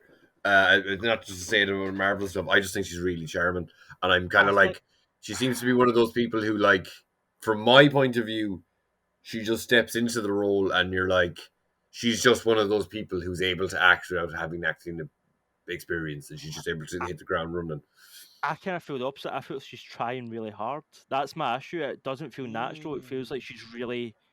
And fair enough, I don't want to insult the lassie for trying. Like, you know, I feel like it's a kind of double-edged sword because I'm like, good for her. She's doing her best. She's trying. I'm not trying to take away from that element. I can see that on screen, and it doesn't feel effortless. It feels like she's really trying to be funny and quirky, and I don't know. And even the female friend that they've got, I can't remember the character's name, but there's kind of three of them. It's Kamala, Bruno, and then this other female. I think it's her cousin, I think. Even she is a better actor, I feel. That actress is better than the lead. Her lines feel like they're delivered more naturally and stuff. I don't know. It's just every time she speaks, every time she speaks, I'm like, oh, I'm watching a show. I don't know. It keeps taking me out of it. That's pretty bad if the lead actress is taking you out of the show. But she's not bland, she's not boring, and she's trying. Do you know what I mean? I'm not saying she's not phoning it in. She's not half-arsing it. She is putting a lot of effort in. You can see the effort. Yeah. It doesn't feel as natural as it maybe should. Well, I haven't heard. I just haven't heard anyone else kind of have that opinion. Well, again, apart from, is it exclusive reviewers that we I don't think that's. And not to disregard your opinion of it, but I just don't. That's it. Apart from people of a certain ilk, I wouldn't say. I think that might just be how you're taking it in, and like not to disregard that because that's how you're taking it in. That's how you're seeing it. People don't like stuff, whatever. But I don't think that's apart from people again of a certain ilk. I don't think that's Yeah, there's people that aren't going to like this show regardless of how good it is, but I Yeah. still think you should be able to pick criticisms without being a Awful. Nazi. You can still have criticisms, but like I think I don't see where you're coming from, and not to disregard your criticism of it, but I just don't see where you're coming from, and I haven't heard many other people say that. So, I also just I saying could that, be- like, have your review or your thoughts on it. When again, not being in a certain ilk, I do most. I do. I'm only going by listening to, like, well, obviously my opinion of it, but listening to other people, like most people seem to be, very positive of it and of her. And again, not to disregard that's how you take it in. That's how you take it in. But it could be shut the up, writing Dad. it could be the writing for her character, I guess, because there is certain lines in the script. Like this wasn't her line, but see the line where somebody says ice cream pizza. Well, she's rescuing that boy for the tower. I was like, who's writing this shit? Like some of the dialogue was. How do you mean? Like the kid says ice cream and pizza, that's what he likes, and Yeah, I can't even remember. Yeah, that's right. Yeah, and then somebody in the grounds like, did he oh, just there's say a ice cream pizza? I was like, yeah. Okay, I that's get shit that. That like that. particularly, yeah, they can't really. So It wouldn't have cheesy said and that line, but so there. childish and so I don't know, just shite. Yeah, I don't know. Well, like, to be honest with you, like, my opinion of it, like, and I was kind of saying to some people, it's like if you ever watch Lizzie McGuire, it's very like that. And Right. like I was younger, there wasn't that many shows on TV. Was that I enjoy the Lizzie McGuire. Hilary Duff, show? yeah. I never seen it. I remember it being out. It's good. It was good. Like it was one of those shows that I was probably too old to watch it, but we had sorry, I was distracting myself. I was probably too old to be watching it, but not like in a just like we didn't have a lot of channels that it was a very charming and fun show. And I that's what I just feel with this. What I hope is that when we get to the Marvels, it won't feel as Forced. because it's not all based on Kamala. She will be one of the three. I think maybe her dynamic with the other two actors will be more palatable than just her annoying mannerisms and But stuff. is that in not a this thing show. from the Miss Marvel stuff? Like the Marvels, like Brie Larson apparently was supposed to be dead bland. I don't know if that's still now. See, I don't agree with like- that either. I think that Oh, do you I think know? that was a lot of sexist people saying that at the Oh, time. right, okay. I don't think Brie Larson's the best actor in the world, but I thought she was fine in that movie. There was a couple of lines that were a wee bit wooden, but you could also look at Chris Hemsworth and pick a couple of wooden lines, or Yeah, Tom Holland. Like you can do that for you know any. about that last week. I just think that, for me, I just think that's more. I think she's a perfectly fine actress. Yeah. And even like she's been in some great films. I just think the script of that film was bland and But again, there were people that weren't going to like Captain Marvel regardless of Say, yeah. the script and same the way people delivery. wouldn't have liked this. Yeah. Like you're going to have that, unfortunately. Especially in this sort of culture, which is quite sad for comic books. Yeah. You get a lot of gatekeeping people, but it is what it is. Yeah. I guess I'm not the biggest fan of the power thing. I guess Yeah, we could see it change. I think it's better than the big rubber hands. It's the platform part. I don't want to be like if they just did the same. If they just kind of like reskinned her powers from the. You know what I mean? Like if everything she did was still the same in beginning or whatever, but it was true energy. It just looked energy. If she just had like an armory shell that did that kind of stuff, as opposed, I just sort of like the platform thing. I'm like, and then she runs up on them like plump plump plump, makes that noise. It's quite platformy, but I actually think that's one of the more fun elements of it. I don't mind that. Yeah.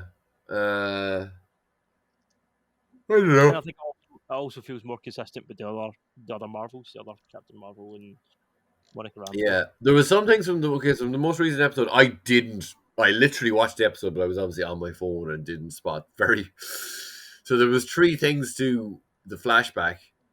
Another dig at the Brits, actually. It's just like the British, by acknowledging their history, I guess is something that's just not really done that much, and like especially as an Irishman, I can see that as a dig. But So they're unearthing the bangles from, but they do say, "Oh, there's only one bangle here," which I caught that because it was dialogue and looking at my phone didn't distract me from that. But the hand they take the bangle off is blue, and on the ground below them, like I had to watch New Rockstars, which I think I've said I came back round to. I kind of wasn't as gone on as for breakdown videos, but they seem to be the only people who are doing it consistently and are making absolute ridiculous stretches every time they say something. But I guess in this they were just pointing out what was there. The 10 rings symbol is on the ground below them. Yeah. Mhm. Yeah. So I didn't cop that either. So that's connects her to Shang-Chi. And the blueness, that's Kree in the films too, is it, or no? Are the Kree blue in the films? Have Yeah, we I seen think that they many were Kree? blue. Is Captain Marvel is like, I just want to say other Ewan McGregor. What's his actual name? Jude Law. Yeah. Is was he Kree himself? I can't No. remember.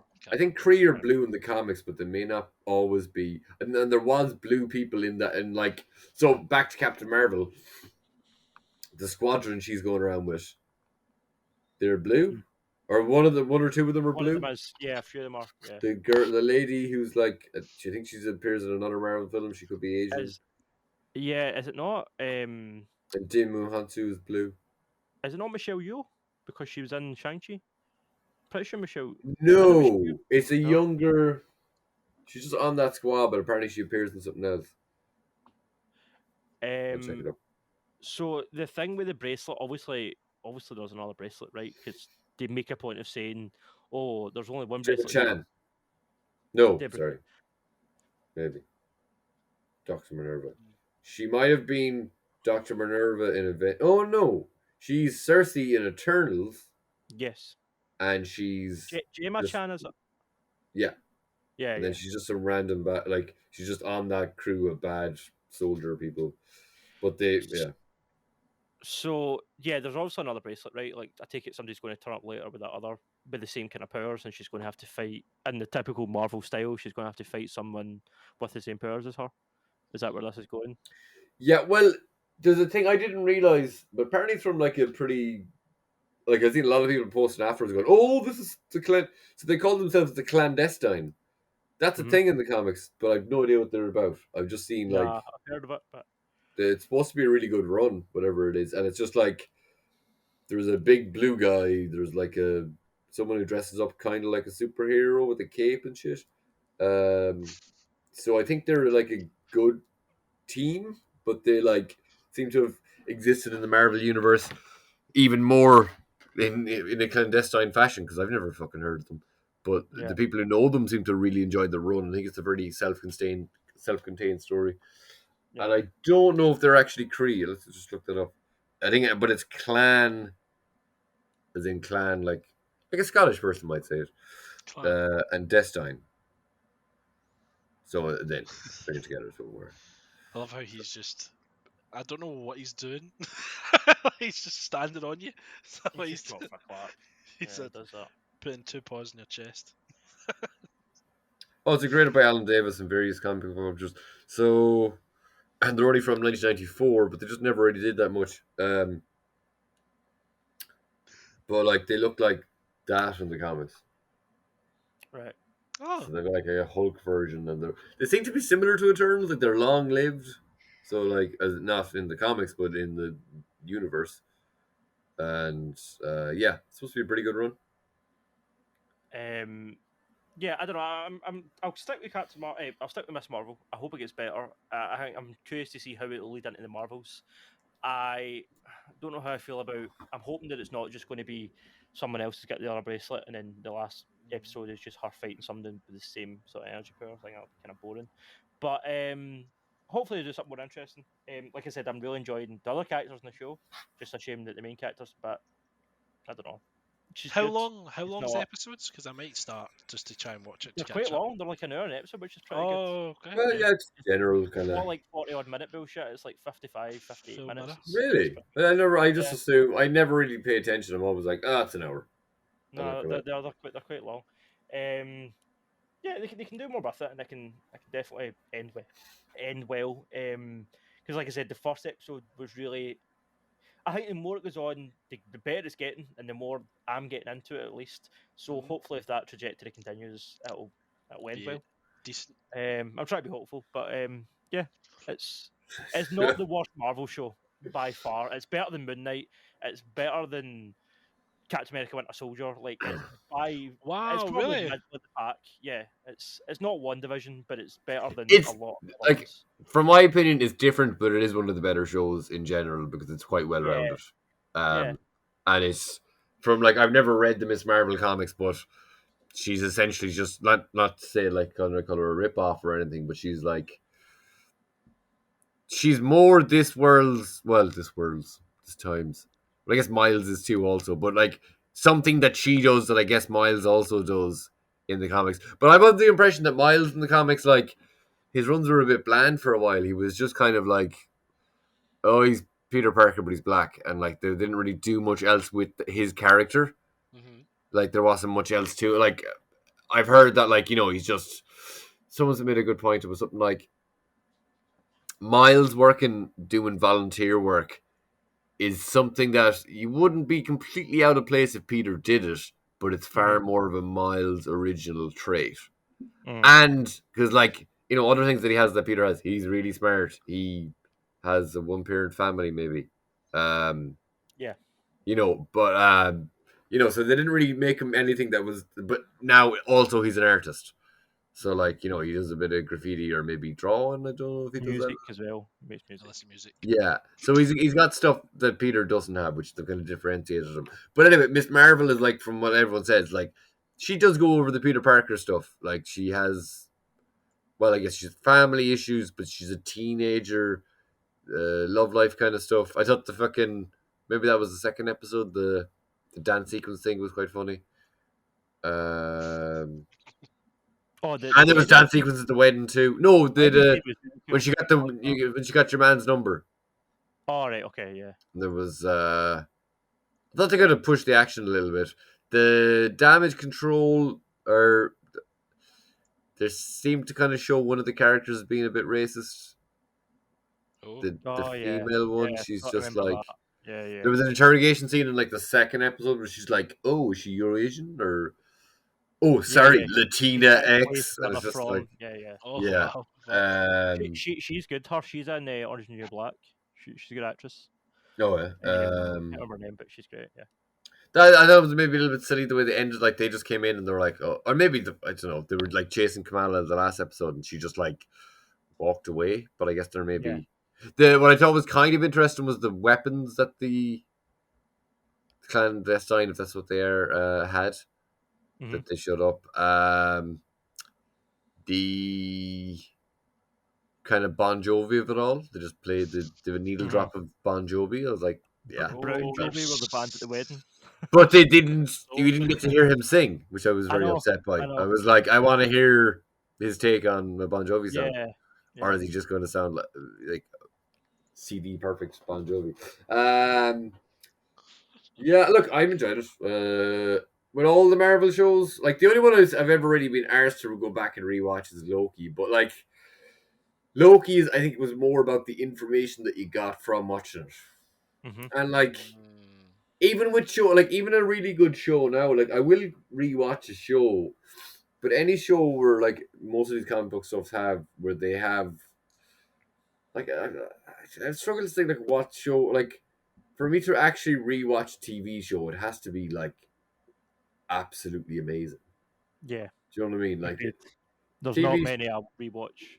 There's too much to watch to justify it. yeah. Like Sopranos, Breaking Bad. yeah. I've watched Sons of Anarchy more than once. That's kind of it. Wow, Other than really? that, That's a long fucking show. Always Sunny in Philadelphia. I've watched that like 15 times, but that's different. That's a Wow. comedy. I've really only Um, like Curb Your Enthusiasm because I've only really got into fucking rewatching stuff in the last couple of years. Curb Your Enthusiasm, BoJack Horseman, I think. But like, that was kind of like I'd rewatched the season before watching. I think I went through that a couple of times. I started it again. Yeah, but Oh, shows no. are a lot harder to rewatch. Like a film, like I'll rewatch a film if I haven't seen it in a couple Yeah. of years. But like a show that I'd Yeah. seen in the last 5 years, Yeah. It's a lot of work to Because you've fucking got rewatch. like 10 hours worth you need to rewatch, then it's like, where have I got the And then time you to you know watch what's 10 going to hours? happen, and it's Yeah, it's like it's more it's not just like 2 hours and whatever. Barry, I might rewatch just to get a proper sense because like I was talking to someone about it last night. I was like, I can't really remember the end of the last season. That's Hmm. unreal. Like that show is fantastic. It's so I need to good. watch that. So So honest. full 3 seasons are out now, so I'd fucking shotgun it. I didn't even. Well, Is don't that it? wait. Finished, or are they doing another No. series? It's done? There'll be No. another season. There'll be another season. I Okay, was well, really like because I was like, oh yeah, episode 9. Where is it? And finding it in a very legal way that is above board and everything. But I was like, oh, there is no episode 9. Fuck. So I right. just like, I was expecting. I was like, oh, I can't wait to see what happens in the next episode. I Oh, was like, so it ended on a cliffhanger, right? Okay. to a degree, yeah, big time. I think it probably does that every time though, and like every episode does that too. It's just that's Barry. It's Yeah. just like really good. Other thing, I've been rewatching or not rewatching. Look, we'll leave it this way. Dan doesn't like Miss Marvel because he's a bold boy, and I'm a good boy and I like it. So I've not watched it, so I've not got any. you know, fucking nothing. Any license. And then Umbrella Academy season 3. I've like an episode and a half to go. I just need think I through need it. to get back to watching that. Like it's the same thing with Stranger Things. Like, see, when it first came out, I was like, all right, I'll get to it, and then it was about 3 weeks after it released, I started watching it again. So Yeah. probably the exact same thing with Umbrella. I'll be waiting. I saw it got released about earlier this week. Now I'll be like, all right, okay. I'll wait for it a couple of weeks, then I'll actually watch it. Yeah. Oh. It's great. Pretty fun. I'm looking forward to it. Lovely. I fucking I have a very different like everybody talks about Klaus being like it's so funny to see that he's this kind of like I don't know Russell Brand when he wasn't a fucking gobshite again. Like he became cool and now isn't anymore. But yeah, no, just it's funny to see such the love for him. But the very first thing I ever saw him in was an Irish. Did you watch Home and Away in Scotland? Yes. Yeah, we were obsessed with it too. Like, I don't know what, it's so weird. But I think this entire show was based on Ireland's love for, like, people watch Neighbours too, but like Home and Away, people fucking loved. Yeah. But fucking, there was this show called Foreign Exchange, and it was a girl who went to a boarding school in Galway in the west of Ireland, but downstairs in the boarding school there was a portal to the downstairs of a house in Australia. So she just had this like buddy from Australia, and she'd go over and they'd have adventures, and he'd come over. But Robert Sheehan was just like the nerdy best friend in that. So my first view of him was not being this like I don't know off the wall sex god character that he normally plays, but just this kind of nerdy guy. Yeah, it's funny. But yeah, I think that's it then. We don't really else have to. Maverick, Top Gun Maverick. Oh yeah, so I've seen it. We did kind of go through it a bit. Chris hasn't seen it. I'm happy. I mean, I don't think it's going to have a sequel, is it? No. Well, you never know. Well. I don't think it will. But did it pass? Did you say it passed a billion? It's 900 now. It's like 920 or something. Oh, I was thinking because we talked about that in the last episode. But I was like, I'm still fucking shocked that it's Tom Cruise's highest gross film ever. Just seems mad. I must admit, like, although we're not doing the sequels talk today, I would say it is a great sequel. It's in terms of all these legacy sequels that they're doing, like films that have, for years ago, they're doing another one like Independence Day and whatever. Top Gun Maverick is probably the best one I've seen. So far, they've brought it back and it's felt worthwhile. Do you know what I mean? It's not just felt like nostalgia bait, a cash grab kind of thing. It's felt like there was worth telling. So I only rewatched. I only watched the first film, and in the same way when I was doing it with Jurassic World, but this time, not only was I watching it on the bus on the way in to watch the previous film on my phone, which I never do, I was literally like, I think I sent you a screenshot of it yesterday at like 4:19. When I took that screenshot, I was on the fucking escalator up to the fucking IMAX screen, like to watch it. Yeah, so I was expecting the old one to be a bit more boring or a bit more shite. It is kind of boring, like, you you hear these films, it's an 80s film, it's brilliant, but like when you go back and watch a lot of 80s films, it's not that many, the pacing it's like the way people age differently now, our way we watch stuff is different now. You go back and watch most 80s films, it's kind of fucking boring. Like whatever it is, it's like, oh yeah. The original does feel more aimless though than the sequel. The sequel they establish they've got this ambition to do, and they have to train the whole way to through the point to do it, and then they do it at the end. And it feels like there's a goal, and they reach the goal, and it's a good end point for the film. There's actually a bit after that as well, but the original didn't really have that sort of focal point structure. And I think that helps the sequel. And a lot of the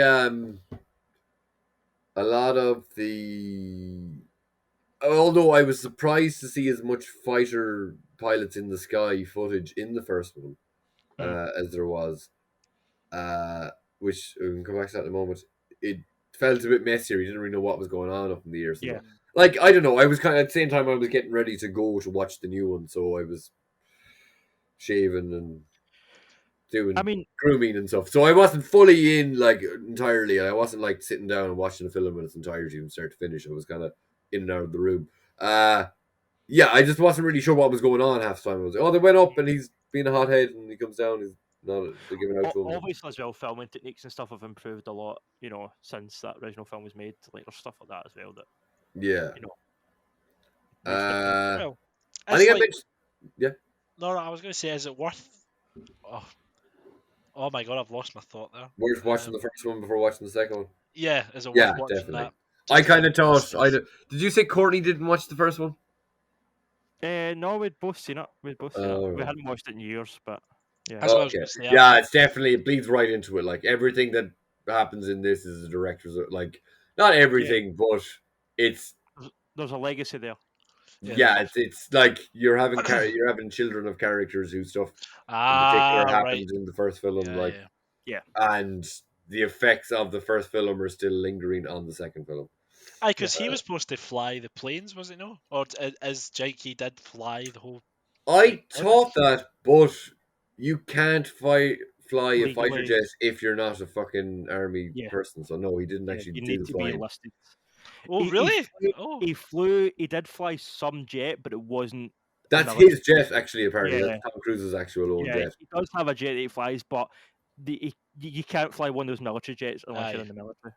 And I heard what that was, because apparently there's no CGI used in it, apart from there is CGI used in it, because actually, the Weekly Planet Boys, so I went back and listened to their pod about it.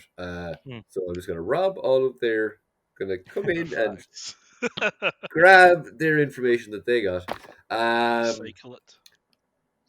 The actors, so there might have been some CGI work to make it look, or some alteration. So the actors are in the backseat of those fighter jets. Yeah. And they have to go up and they have to turn on their own cameras. The G-force was real, and they're recording themselves, because apparently there was a few times that Miles Teller went up and got so like lost and hyped up in the moment, came back down. They were like, "Where's the footage?" And he was like, "I didn't press record." No! A couple of times, He apparently bangs his head off the fucking roof of the during one of the flips. He like bangs his head off the thing, which is kind of like only now when I say it out loud, I'm like, "Oh, that happened to his dad a bit in the first one." But when apparently it was like, he wasn't harnessed in, but like it was also apparently supposed to be one of the best takes in the film, so they kept it in. Right. I don't know. Right. Or he wasn't harnessed in properly. I also had the ticking clock, so the film has a ticking clock to complete this mission before unnamed country gets uranium, which I think you maybe mentioned last time, but I didn't appreciate because I didn't know. In the first film, but I assumed it was just in the second film. In the first film, they also don't mention who it is. They're like, the enemy, this country, blah, blah, blah. So when I was watching the first film, I was like, well, that's a red star, so it's got to be Russia. Someone said something about it being Iran, but I think canonology. Oh, fuck. Canonology. In the story of the film, chronologically. No, that's time. No. Oh. Canonology. Canonology. Maybe it's not even a word. You sure you weren't drinking?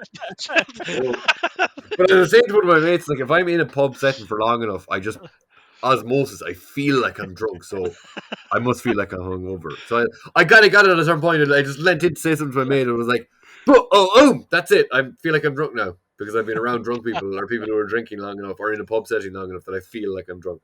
So now I must accurately feel like I'm hungover, and I'm just really tired that I do feel weird now.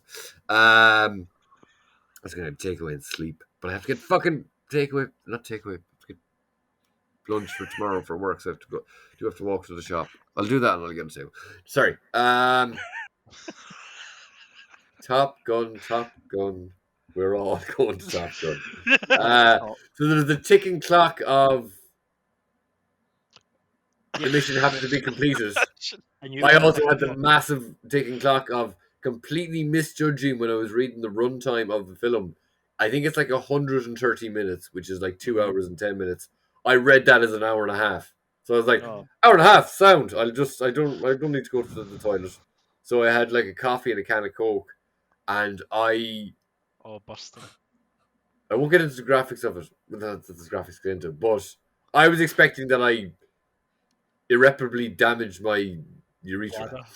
I just I was like, I'm in so much pain now, and I'm like, film's only an hour and a half long. And then we got to a certain point. I was like, that must have read 130 minutes, and I couldn't turn back on my phone to double check it. But I was like, fuck. So I was like, I think at a certain point, if you're like, don't go to the toilet, you start sweating it out. Like, but I was like, and I just felt so unwell, and then like breezing through the plot points of the film. They do the mission. So we're spoilers now, but Miles Teller he doesn't get shot down first. The two of them end up on the ground. Tom Cruise comes back and he saves Miles Teller, but then he gets shot down. Yeah. Then Miles Teller goes back for Tom Cruise. Yeah. He gets shot down. Yep. Then they meet up. Then they get in a Russian plane. They steal the enemy plane, which is like the enemy. It's like the old plane. Yeah. From Top Gun 1. Oh, yeah. Right. They're flying. Tom Cruise manages to take out two of these like 5th generation super planes just by being a good pilot, because Miles Teller goes back and says it's not about the pilot, it's about the pilot, it's not about the plane. Yeah. Takes out them 2 planes. I'm like, fuck it, right, that's the conclusion of the film. I'm going for a piss. And I held out as long as I could. Just as I went to see it in IMAX, so just walking past this giant screen, some other fucking plane shows up. I'm like, fuck! And I'm like, I can't back out now. I have to go to the toilet. There's no way I can walk back in. I will explode. So like, yeah, I like they make these big choices in the film, like to make the big choice to go for a piss. I think I've maybe picked up from context that the other dickhead play. So we've skipped right to the end here. Sorry, I've skipped right to the end here and fucked up this review. They have characters that are kind of echoes of characters previously in the film. Sure. There's an echo of Iceman, which is this new guy. Yep. Hangman. Yes. He's this kind of dickhead. What else is he from? Because I feel like I've seen him in other stuff. I do recognise him, and he's really good. Yeah, he's just like, I'm a super fucking cool dude in Europe, and I'm a hothead, and he's kind of like a hothead in a different way, where he will fuck up the mission based on leaving characters for dust, leaving other people for dust. Whereas the whole thing with Rooster, Miles Teller, is he's too cautious and he doesn't trust his gut. There is a great moment where they keep telling him, don't think, act. And then when he comes back to save Tom Cruise and he gets shot down, he's like, what were you thinking? He's like, you told me not to think and just act. And he's like, there's some really nice humor moments that, they're not, it's not like, I guess, it's not like a Marvel film where everything is like, ooh, I'm fucking. There's just some very nice natural bits of humor in the film. Some like good old school storytelling, good where it's chemistry and banter. Yeah. Yeah. Yeah. That's good. It's really good. It's really good. They had no Val Kilmer's bit. I remember they were supposed to be. Yeah, that's great. Yeah. Val, yeah. So, Val Kilmer apparently can't speak now himself. No. So they use some of that fucking James Earl Jones technology because he does speak in the film. Yeah. He starts off and he comes in, he's just typing. But then he actually does he's like, yeah, fucking good pilot. that kind of thing. But apparently, it is using Val Kilmer's voice. So that's quite smart that they were able to do that. Or I was like, can he maybe just speak and he just fucking said, or can he just not speak and does he have to use a voice thing now? I think he can speak, but it's like very. It almost it just sounds like noise. Yeah, like it might just be like. But yeah, but well handled in the film though. I was gonna say, hopefully it's respectfully. Like it's not like just a shoved in thing. It's actually part of the character. No, it feels legit. One thing I did think was it was more just Val Kilmer than the character of Iceman. Do you know what I mean? Yeah, possibly. An old Iceman. I kind of feel like, I don't know, there's nothing in the first film to let me think that Iceman would have softened that much. Maybe an illness would have, I guess. Yeah, I was going to say, but he seems like an absolute dick. Like, I think he's been humbled by his illness. That was what I took it as. Yeah, maybe. Yeah, that's a way. That's a great way of seeing it. It's still great. Like, look, if it was just one of those things for me, where it's like, well, I guess it is a meta moment because Val Kilmer is sick, and it was just he seemed a bit softer. Like actual Val Kilmer seemed soft. I'm sorry, that's not the. I don't mean to be insensitive with that, but Val Kilmer does seem like a sensitive soul. Do you know what I mean? And I don't think Iceman had any notion of that. But it is 86, like what, 25? How many years? No, it's more. 35. 30 years. It should have grown. 37 years even. Fuck, it's 37 years. Yeah. And as the Weekly Planet, not to just rip off everything they've said, but the Weekly Planet lads were saying they weren't at a point in filmmaking where they were trying to make Tom Cruise look taller than he is. So he's shortened this. And I didn't cop it while watching this that he's shortened this. It wasn't noticeable. One thing I really liked, which is a very small and weird thing that I'll never do, I like how he just lives in an airplane carrier. Yeah. And like his sitting room is beside a plane, and he lives out in a probably pretty safe place, so his doors, he just wakes up and his gate's already open and he just has breakfast. And well, that's Tom Cruise. That's that plain life. Well, the character. Yeah, he just lives in an airfield or something. Yeah, he seems to live in an airplane carrier. And I was thinking, like, where would he get the money for a plane? But I guess it's a well-paid job. Maybe. On that note, well, I'm sure Tom Cruise could probably lend Maverick a plane. But where is the character? Like, how does he? And like, I guess maybe he got a bit of a leeway to get a hanger. But yeah. We are going to have to wrap up there. Unfortunately, I have to run. Sadly, we didn't get to the topic this week, but we will do it next week at some point. We kind of did. We talked about it. Thank you for joining us for episode 11. Cheers, Jerd. Even though you're hungover, you done a good job. A magnificent job. Hungover, yeah. Just tired, a little bitch. I can't handle not sleeping well. So, take away and to bed and finish Umbrella Academy and sleep. Chris, your webcam has survived 2 weeks in a row. 2 weeks. I don't think it will be the third week. I don't think so. It's 2 weeks. I think 2 weeks is a record so far. So if we're still next week, then we've beat the record. We're golden. That's good shit. Anyway. Yeah. So check out the channel. Me and Courtney did an episode of For Your Consideration where we spoke about the recent Elvis movie. I didn't speak about that today because I said kind of everything I had to say in that episode. So that'll be going up at some point this week. Elvis is great. I'll just say that. It's really good. So yeah, look out for that and subscribe to the channel if you enjoy. Leave us a review, like us on Facebook, share us, leave us a comment, do all that good stuff. All the jazz. Comments and likes, and if you're following us on our socials, give them a post and a like. Yeah. If Dan writes something, then I copy it for Instagram. I copy it, yes. I copy it. We're not asking for like Patreon money. We just want a like, just a share, just a little bit of feedback. Share. Email us if you like at popstop.podcast@gmail.com. Email us. I don't know. Oh, that's brilliant. Hit us up on Twitter. Instagram. Yeah, comments on the old YouTubes. Your friend Baman commented on their last video. Rob, is this or Paul? Paul Rob. John Rob. Hi, John. I was like, oh my god, is this something we don't know? Commented on our video, and you were like, and then Dan wrote back in the chat, no, I don't know who it is, and then he goes, Baman, or what did you say? Baman. Baman, yeah. And I was like, who's Baman? And he's like, no, that's what we call messing in Scotland. Baman, yep. So I'm slowly getting in there with the Scottish lingo. It's Right. weird. I must say, yeah. It's weird. Bam up merchants. Yeah, like don't. I hope you don't think what you say is normal, like Yeah. at all in any way. What's balls? It's a balls. Balls. I don't know. Like Irish stuff is kind of weird too, but I think it's more like we don't have. Let me see what's an Irish one. I'm sucking diesel. Sucking diesel. That, Sucking right? diesel now. You're sucking diesel now, lad.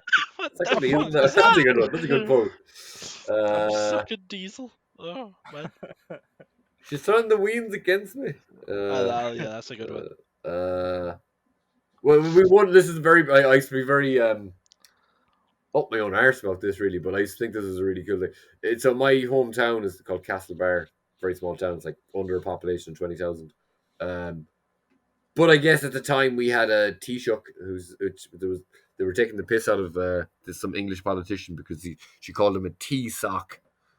I'm sure the Irish tea sock, and everyone's like giving out about him. What she was saying, call them Taoiseach. But my hometown, we are Taoiseach, which is like a prime minister. From a couple in the 90s, it was called Bertie Ahern. But when we were like in my hometown, and it's a very smally located, it's my hometown, maybe the town over, we call things Bertie if they're really good. Bertie. But like, so people don't really say it now, but me and my friends will still say it. But it's just like, and then he said it in a Castlebar accent, like, that's fucking Bertie, man. Or that fella's Bertie in the head, so he is. It's the very nasally, Mayo, towny kind of accent that I really should have. Do you say catch yourself on? Catch yourself on? No, that's more of a year. Nah. Maybe in Dublin. That's Belfast, kind of. It's more up the north. Right, I guess that's a northern thing, isn't it? Yeah. Yeah. One thing Dublin people say that, well, more real dubs, like where if someone was like today, I'm not really hungover because I don't drink, but I'm tired. Like, this is my version of a hangover. That someone might say in Dublin, like, you might say, I was really hungover, so I just stayed in bed for the day. It's like in Dublin, a proper dub person would say, I was hungover, I was in the nest all day. I'm in the nest. Which I think is quite nice. Yeah, it's quite nice. Nest. Well, I would see my pit. You're in your pit. Oh Jesus, that's like That'd be the Satanism. Scottish I'm in my equivalent. pit. Yeah, Pit, the nest is a nicer sound. I like a nest. I would go with nest. Let's not talk shit because I need to go. Yeah, I need to go back to the nest too. Thanks for joining us. See you next week. All the best. See ya. Cat. See you on the next page.